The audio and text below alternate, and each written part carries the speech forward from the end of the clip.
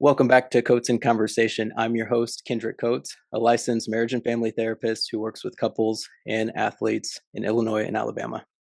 In today's episode, we're going to be speaking with Eric Stevenson, a licensed clinical professional counselor and certified mental performance coach. We're going to be covering topics centered on mental performance and what that is, athlete anxiety, and how athletes can navigate toxic sports cultures. Eric, how are you doing today? I'm doing fantastic today. I'm super excited to be here. I know we've had a few conversations in the past, and I know you wanted me to join you on your podcast. So I'm excited to finally be here and take our conversations from the cell phone onto a podcast platform. And I'm really excited to whatever I have to share today. I hope it's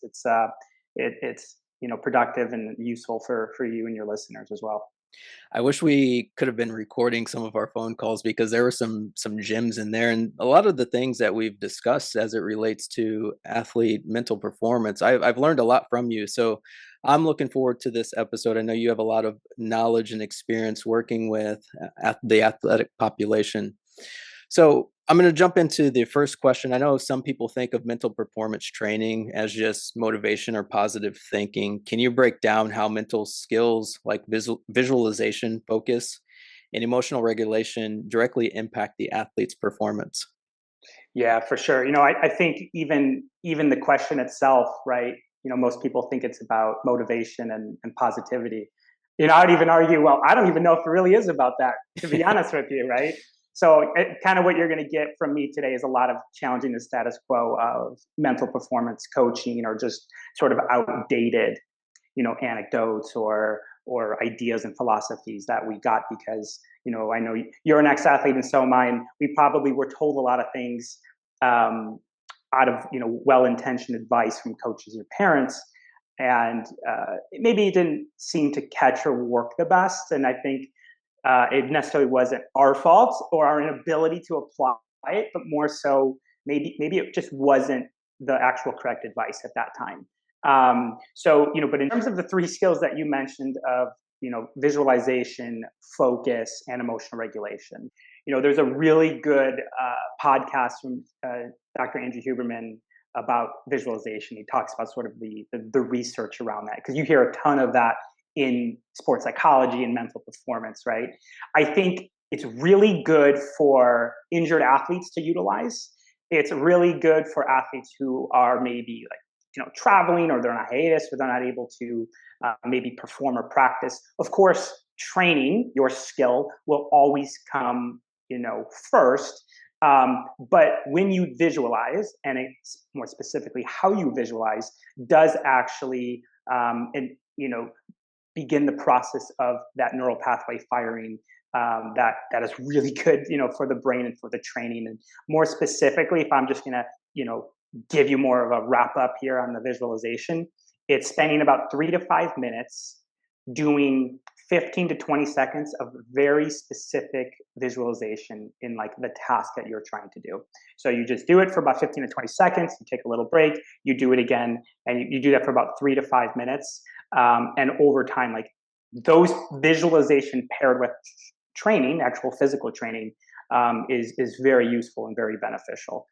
But I think the misconception around visualization sometimes is you have to see it before you can do it, right? You have to visualize it. I know athletes are well, every time I close my eyes and visualize, I just see disaster, right? I just see something happen. Or when I visualize it going this way and then it goes a different way, that just creates more of a anger and a negative emotion behind it. So each athlete, of course, is going to be very specific on visualization. What was interesting is you mentioned how two things.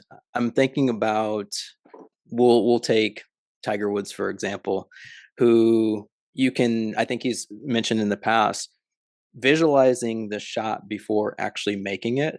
And I remember just being a former athlete, there would be things that I would visualize, okay, when I run this play or when I do this, and you hear coaches say that oftentimes, okay, what's the playbook? Read your playbook. Okay, visualize yourself running through that. But you made another interesting point as far as some athletes will say, well, when I close my eyes, I don't see anything and I get frustrated, which then brings the question, how does emotional regulation in the span of a sports game, because you have highs and lows, how does that impact sports performance and just overall athleticism?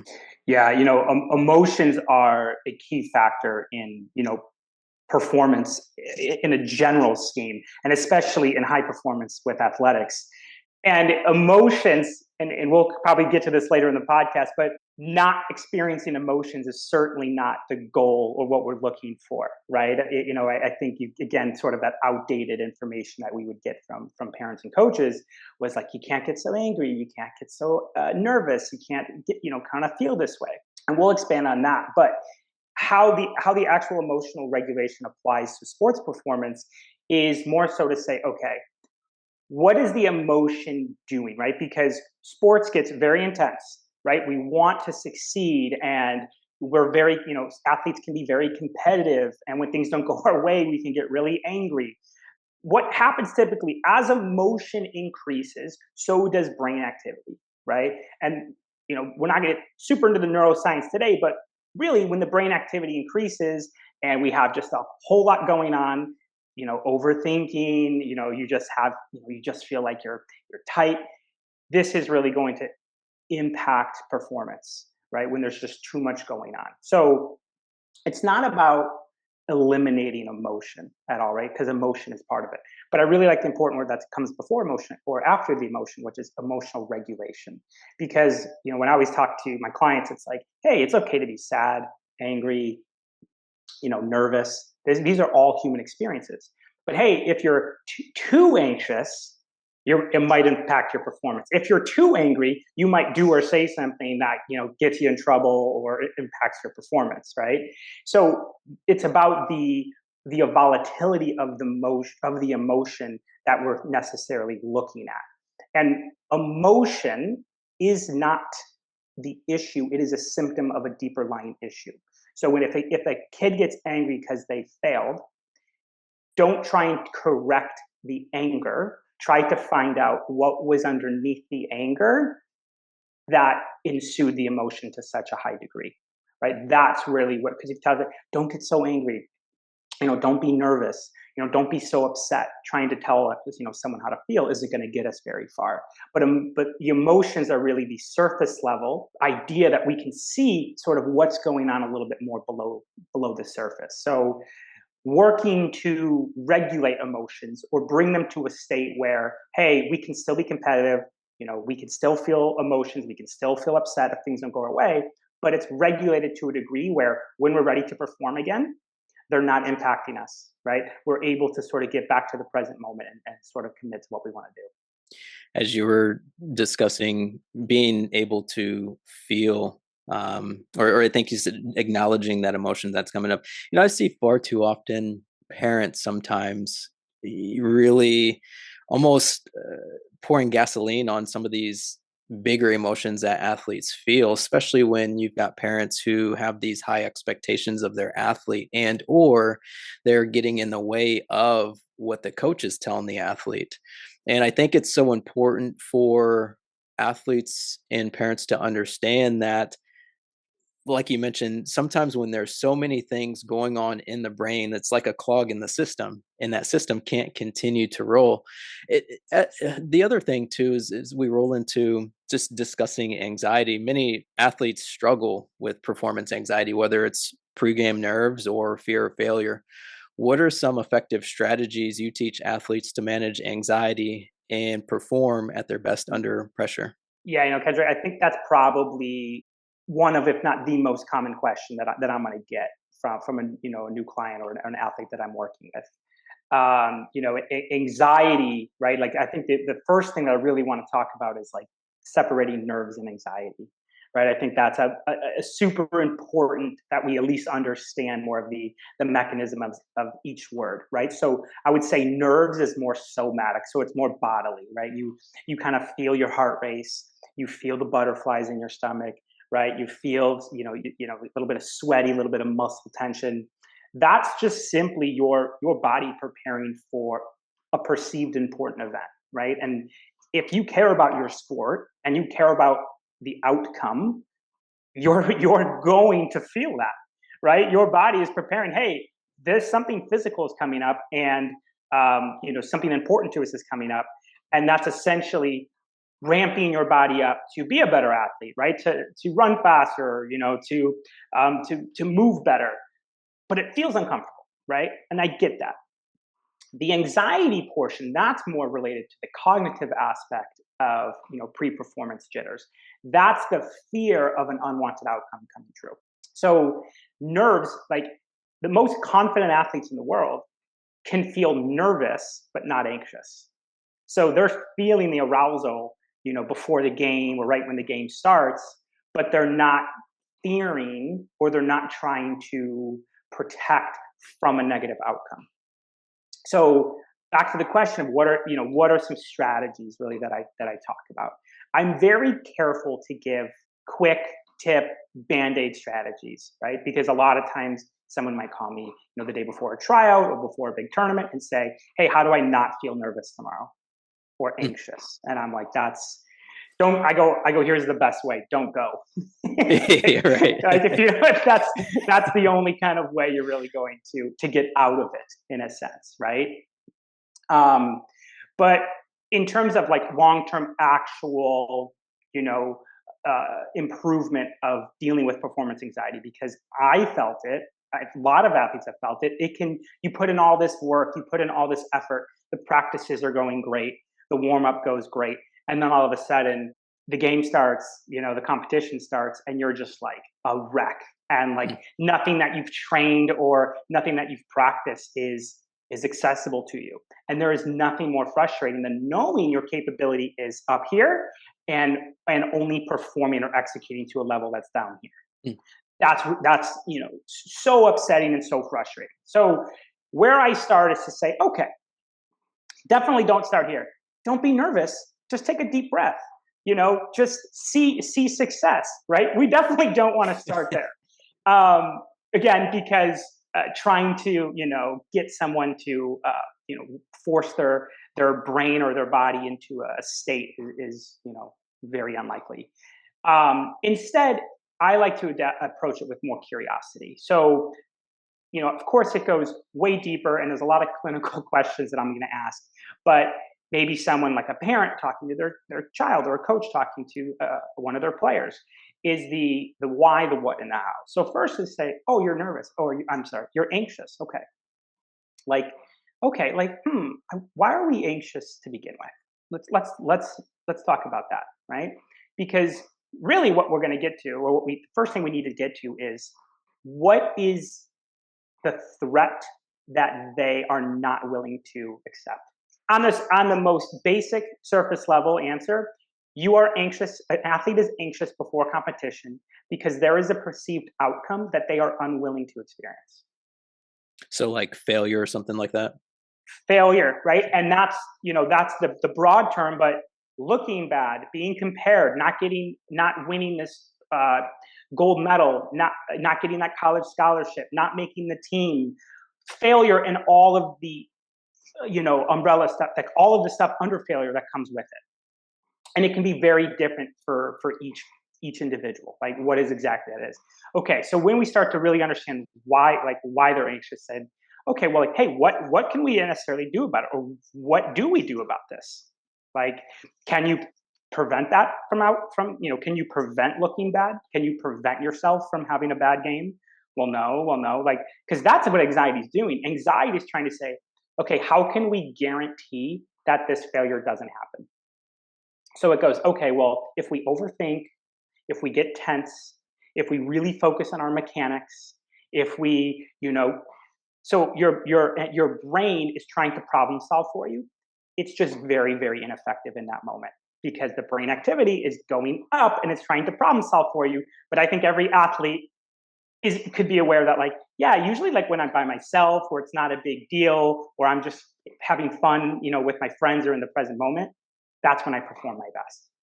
So of course, trying to be very, very, technical or overthink every little situation certainly isn't going to work for you in that moment either. There's I'm thinking about this as well.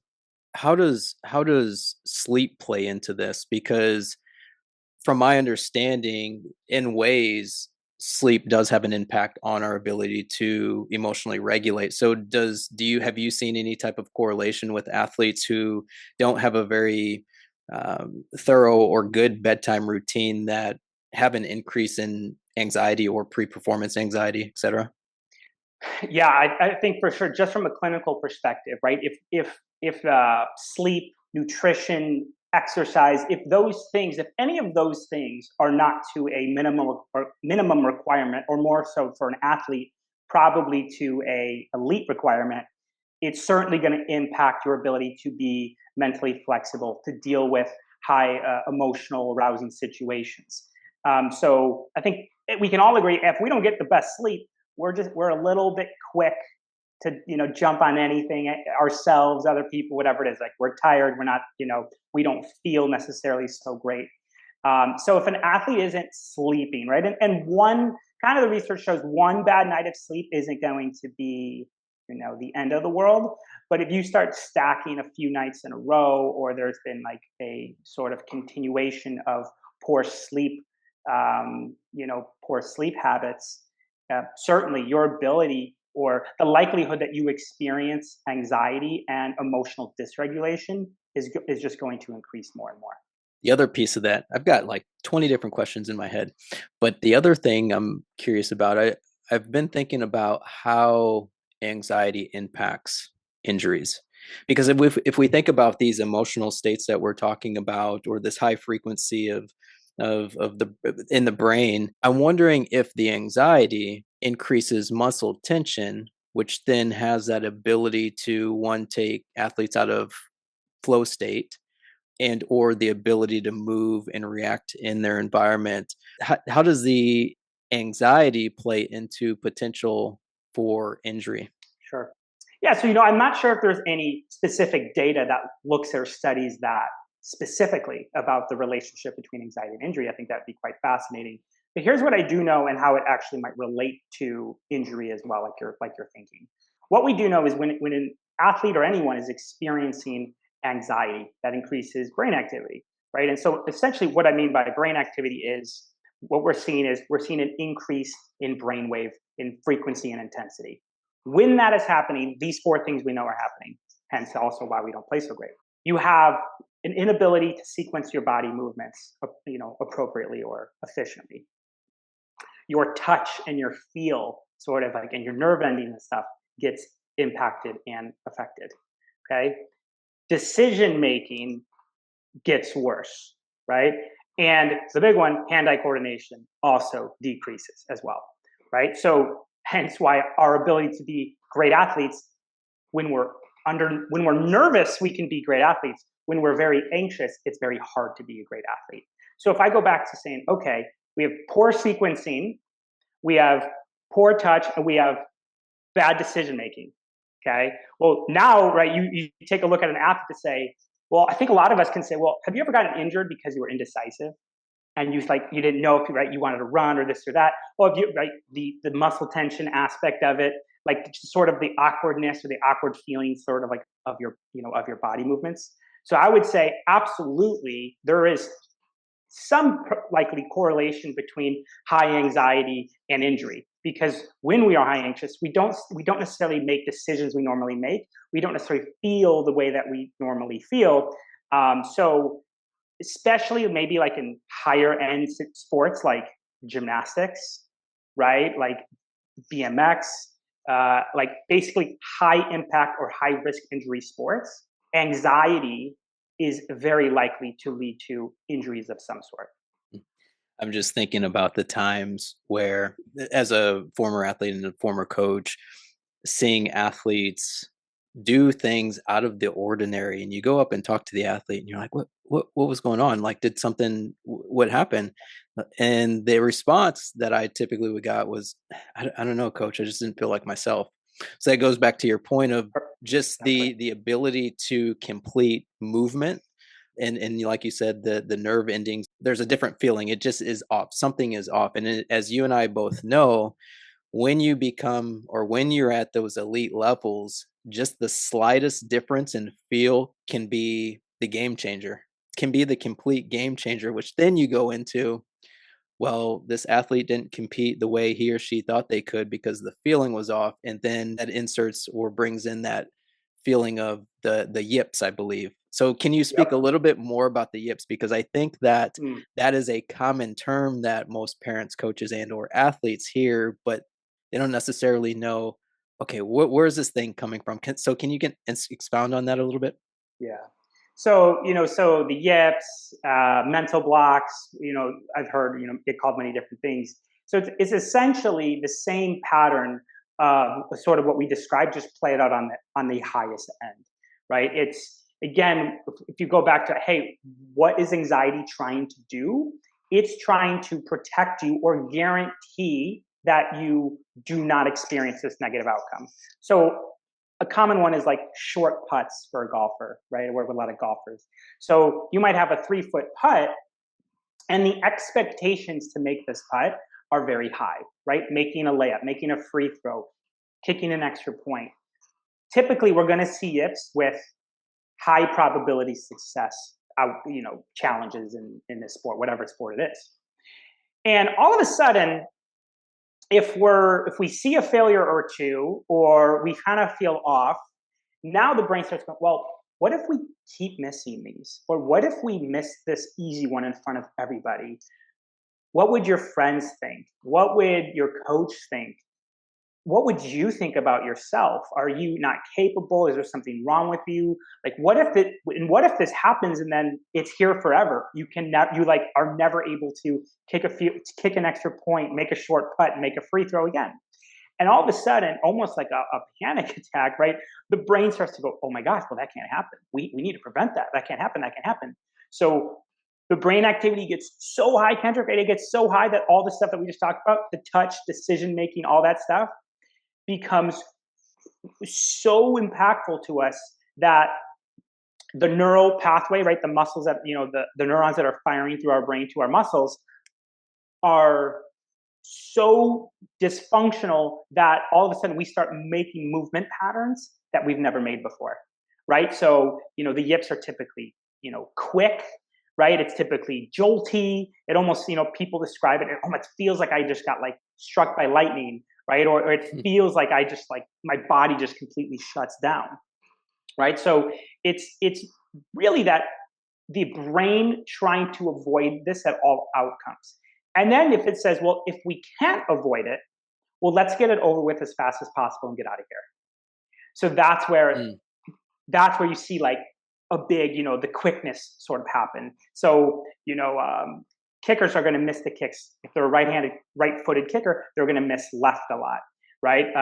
The free throws, they might come up short a lot because we sort of lose the touch and we don't go, we don't necessarily give it the whole force.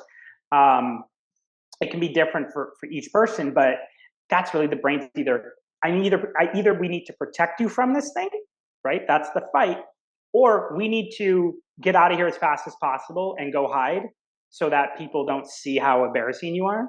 That's the flight.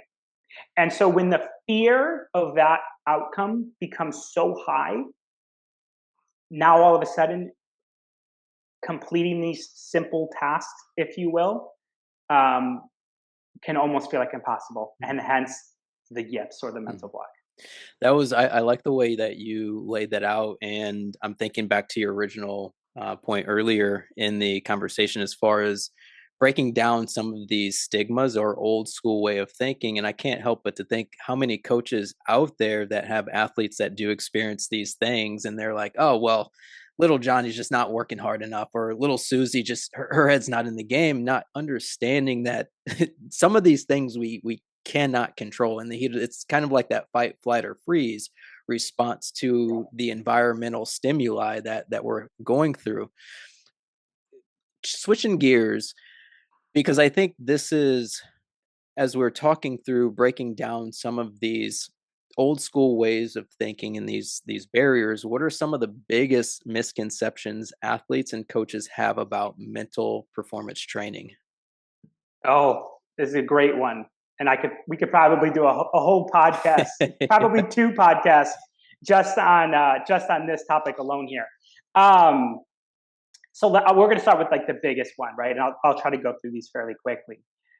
You know, this need to be positive or being positive is somehow going to elicit a good performance, right? And you don't, right? You don't necessarily need to be positive, and being positive is not necessarily correlated with good outcomes, right? Because, hey, what we do know neuroscience wise is being in the present moment and being very intentional and focused on what you want to do is going to be very effective for performance. So what does being positive have to do with that? And more likely is if you're not positive and you're trying to get into a state of positivity, well, similar to earlier in the podcast, that's going to create a whole lot of brain activity because now you're like, oh, well, I'm not positive. I have to be positive. How do I be positive? You know, is it positive self-talk? Is it, what do I need to say to myself?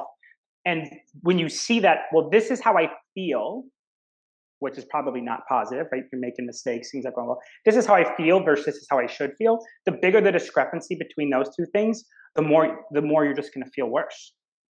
Like, why can't I feel positive? Why is this hard for me? Right. So it's really, it's great in theory. And I get it. Like we want to see our athletes be like, oh, I'll be okay. Or it's, you know, I can be positive. And again, that's kind of a generalized statement. You know, what does that really mean, be positive? But it doesn't necessarily translate to any like performance, you know, studies that we look at. So that's definitely a big one. In relation to that is coaches or parents, you know, not wanting to see emotion from kids. Kind of, you know, we'll go back to the emotions like, oh, you know, you can't get too, you know, you can't get too angry, you can't get so down, like, what do you mean? Like, go watch any professional sporting event. There's a ton of emotion, right? Now, the caveat to this is this.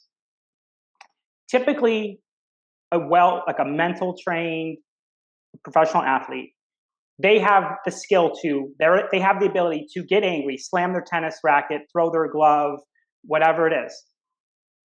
Then they can come back to the next intention, the present moment, whatever it is. But when a younger athlete gets angry, they're typically going to dwell in it, sit in it, they're going to give up, or they're going to try to make up for it by being perfect on the next one, or they're just going to beat themselves up. I stink. There's something wrong with me. So anger is not necessarily an issue itself. It's only an issue, and emotions, it's only an issue if it's taking us away or not letting us get back to right here, right now, what's important to us, what's our intention in this moment, right? But otherwise, you know, being human and being competitive, we're going to experience emotions at a pretty high level. There was that going back. So I'm circling back around to some of these Yeah. topics because as we talk through this, so when you mentioned the athlete who is in the heat of competition, slams the tennis racket, so you've got an elite athlete versus a younger athlete. The elite athlete is able to basically experience and I guess demonstrate in ways this anger, let it out if you will. Whereas the younger athlete seems to maybe internalize it because there are so many coaches and athletes around that young athlete that says, "Hey, we don't express anger. Let's bottle that in." Which then brings the point of the importance of emotional regulation because we have so many of these state changes in sports, highs, and lows, and being able to navigate and work through those, as you were mentioning, are so important. So I guess in a way, this also leads into toxic sports cultures. If we're going to stay on this topic of breaking down some of these barriers of old school ways of thinking. So, unfortunately, some sports environments are toxic with coaches or teammates who bully, shame, or create a fear based culture. And you see that a lot of times. I mean, even when I was coaching, I saw a lot of fear based leading. And then coaches were like, "Well, why don't I have a successful team?" And it's like, Yeah. if you're shaming athletes for running a slow time or not doing X, Y, and Z, of course, like that athlete's going to be afraid.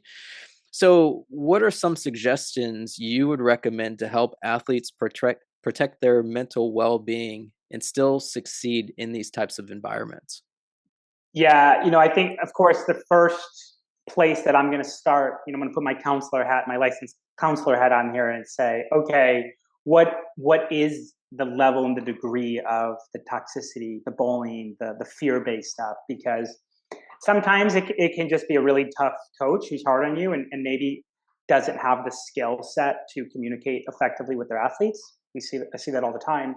And then sometimes it is on the borderline of abusive, right? And it's going to make it for a very threatening and unenjoyable athletic experience. And so sometimes we say, well, let's get the understanding and details of it, because if we need to go to the athletic director or we need to go to Safe Sport, right, at the online foundation to kind of eliminate or protect athletes from abuse, that's the first place we're going to start. But if they're like, okay, it's not happening to a degree where I need to report it or anything like that.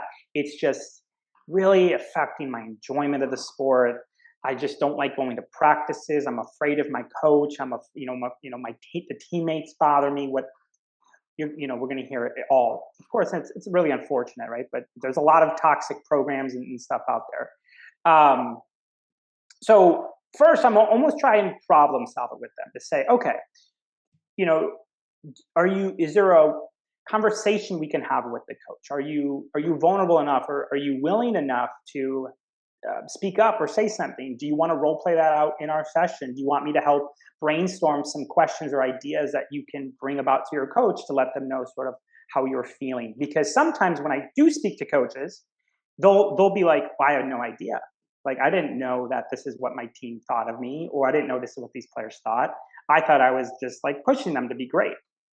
So we'll get like, there's a huge gap, and I'm sure coaches listening to this or athletes listening to this is players will go, my coach hates me, dot dot dot, and the coaches will go, I don't know why the kids never listen to me, right? And it's just like, and the thing is, there's just this complete misunderstanding of why that is, right? And it's funny because if a coach, they're the adult typically in this situation, but in college and professional is different. But if a coach approaches their athlete, you know, and says, "Hey, like, how are things going? Tell me about school. Tell me about your friends. What interests do you have outside of sport?" Almost sort of getting this personal interest and intrigue beyond just I I value you on your ability to help me win games, because a lot of athletes feel that way. And if a coach can value their player beyond just winning and losing and bringing them success, okay, well, hey, coach, now your athlete doesn't feel like you hate them, right? Because hey, I'm not going to play you this weekend. Here's why I'm not going to play you. This is how I want to help you grow. This is want to help you develop, right? Really let each athlete know what your plan is for them, expectations, etc. And then, wow, the athlete's going to go, well, the coach doesn't necessarily hate me, I guess. Like, it's better. So then, when your athlete doesn't hate the coach anymore, well, hey, coaches, guess what? They're going to start listening to you, right? And so Hmm. it's kind of a quick, easy fix. Like, I get it; it takes extra time and effort on both ends, but a lot of times that just doesn't happen, right? So helping the athlete like at least initiate the conversation, because sometimes they might hear something from the coach that they've misinterpreted or misunderstood, and it can really help sort of improve the relationship that they might have. If that's not the case, if their coach is like just not healthy, if their team is bullying and just excluding, isolating, whatever it is, right? This is sort of again the counseling aspect to say, okay, well, we can't fix this, right? We can't necessarily do anything about it, right? We can't change it. We don't want to stay miserable. We don't want to just say, like, whatever. Okay, so what can we change? Okay, hey, now we'll do cognitive behavioral therapy to say, well, so then I'll be curious to say, okay, well, your coach being hard, your teammates not being accepting, how does that affect your performance? How does that affect your ability to play freely, to play with trust, right? To to sort of play with these things that we know are super important for outcomes. Oh, it's interesting. Okay, so this is where it challenges you. Okay, are you willing? I always ask a client or an athlete, like, are you willing, or are you ready, or do you want? Because I want to know what their level of adherence and willingness is. Because if it's not there, nothing that I do or you do with your clients is going to Mhm. necessarily help to say, hey, are we willing to find different ways to perceive this reality?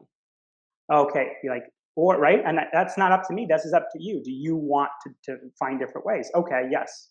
Okay, so how do we learn to start like seeing these things as like with acceptance? Again, acceptance isn't we like what's happening, or we're always okay with it, or it's not making our situation worse. But acceptance in the fact that, hey, you know what, this is happening. I'm in a toxic culture. I'm in a toxic environment, and I'm just going to acknowledge that this is what it's going to be, and now I can return my focus and intention back onto what is my role, what do I want to get out of this season, and sort of um, move forward with whatever it is that they're necessarily trying, sort of trying to do. So yeah, it's definitely a difficult situation, but it certainly can be improved with either a brief conversation, and sort of identifying the thoughts and the beliefs, and then sort of shifting the reality, because our brain, when it comes to performance, our brain does not like surprise. So if you're performing and all of a sudden your coach or your teammate says something to you that you were like, wow, that was hurtful, or that was surprising, you're gonna ruminate on that. Your brain's gonna be stuck on that. But if you're like, yeah, you know what? I'm expecting anything. I'm expecting that my coach is going to say something I'm not going to like. I'm going to expect my teammates are going to be hard on me. And when that stuff starts to happen, you're like, yeah, that's just the part of the culture that, unfortunately, obviously, I would assume maybe look for, if you could, a different program or anything in the future. But if you can't, say, okay, this is sort of what the culture is. I expect these things are going to happen from time to time. And when you expect something to happen, right, this is why, well, again, managing expectations is a whole other podcast. But when you expect something to happen, what not good or bad, and it does happen, there's less of a shock, less of a surprise, and again, then your brain activity doesn't go up. You're sort of able to stay in the moment and focus again on whatever performance realm you're in. Mm. This is why it's so important for coaches, and I would say parents as well, to create a safe, healthy environment for their athletes, because it's like any type of team organization that people are a part of. And the adults listening to this podcast that are in the workforce, when you have a good boss. When you have a good boss, production increases. When you're around people and you feel welcomed, you feel appreciated, et cetera, you perform better. And as you were mentioning, it's crazy that some of this old school way of thinking of, I'm going to make this athlete fear me to get the most out of this athlete. That may work for some athletes. And in my experience, male athletes seem to respond a little bit better to that than female athletes. And I'm not saying that's just a blanket statement. There are exceptions to that. But at the end of the day, when athletes are in a culture where it's safe, everybody enjoys what they're doing, coaches get the most out of their athletes, et cetera, et cetera. As we wrap up today's conversation, and you've gone through just explaining these things so thoroughly as it relates to mental performance, we've dove into anxiety, and we've dove into toxic sports culture. If an athlete wants to start improving their mental game but isn't sure where to begin, what's the first step they should take to build a stronger, more resilient mindset? Yeah, there's a lot of things they can do. I think the first step, again, going back to kind of what I just said, is that want to, right? To say like, okay, hey, I understand. I can see the importance of it. I feel like it's time that I start taking the mental game. I start making it a priority. And when that is the case, I say start here, journaling, right, before and after games, right. What you're doing there is you're increasing your sort of cognitive awareness of your thoughts before and after the game, how you responded to failure, mistakes, bad calls, unfortunate situations, whatever it is. Just start taking down a bunch of notes, right? Because the more you can recognize your patterns of behavior and your thoughts, the better chance that you're going to have to sort of correct those or manage those appropriately in the next game, the next tournament, the next year. I think finding resources, right? So listening to podcasts like this one, there's many other podcasts out there that are on a specific, look up a specific topic, how to deal with, you know, um, you know, uh, underperforming, how to deal with not seeing results after working, training really hard for a while. Whatever it is that you feel like is necessarily, hurting you, there's plenty of resources out there, right? There's many people on Instagram. There's great books out there, great podcasts. YouTube has a bunch of videos. Just start doing some exploring on your own. And then, of course, I think the no bias here. I think the most effective way is to work with a professional, right? So find a professional. I know the website, the Association for Applied Sports Psychology, is has a list of certified mental performance coaches that are in your area, or there's coaches that are online. So if you kind of Google a certified mental performance coach or a sports counselor or therapist in my area, there's this resource is now available, right? It's increasing each and every day, each and every year. Maybe years ago it wasn't so readily available, but we're out here, right? We're out here ready to help clients deal with it's like, hey, you've done the physical training, awesome. You've done the technical training, great.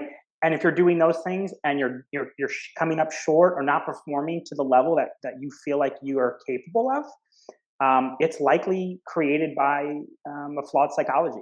And it doesn't mean you're weak or wrong because you're seeking help.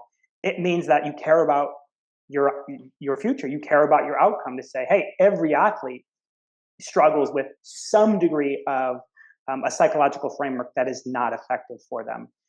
So being able to say, okay, I'm going to make my psychology a priority, whether that's, again, starting some journaling, looking up some resources online, or finding a professional like myself. Hmm.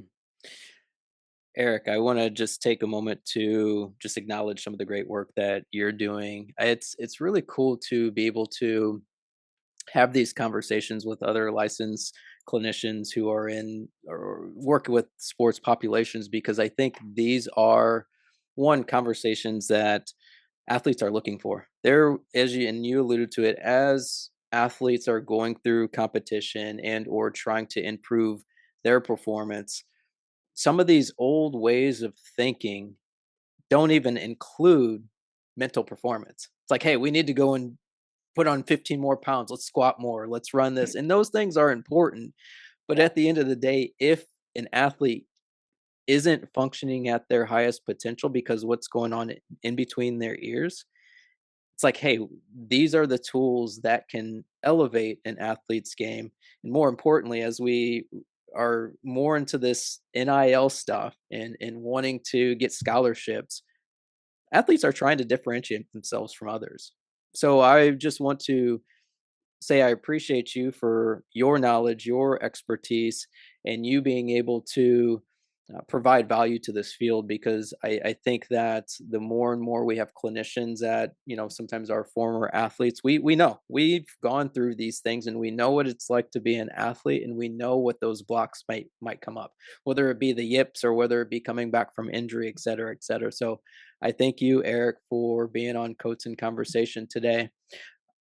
The other piece, how can people get a hold of you? I know you've just launched your business. How can people get a hold Sure. of you if they're wanting to work with you? Yep, yep. Just brand new business. Super excited about it. And if people have more questions, even or if they're looking, hey, I can be one of those resources that go through my Instagram and start finding some nuggets there. Whatever way we can be helpful. So people can find me on Instagram at Athletic Mind Performance, and then I also have a website available where they can, again, ask questions, contact me, whatever they need at athleticmindperformance.com. Athletic Mind Performance on social and website athleticmindperformance.com. Is that correct? Yes, that's it. Awesome. Again, Eric, I appreciate you being on Coats in Conversation today. Thanks for having me. Yeah. So as we wrap up this podcast conversation, if you liked a specific portion of this podcast, drop a comment below. Let us know what you thought. Are there things that you're struggling with and you're looking for more resources? You can reach out to me or you can reach out to Eric for more information. Be sure to like and subscribe to Coats in Conversation for any future podcast episodes coming up. And if you know an athlete who is struggling with mental performance, be sure to share this episode with them.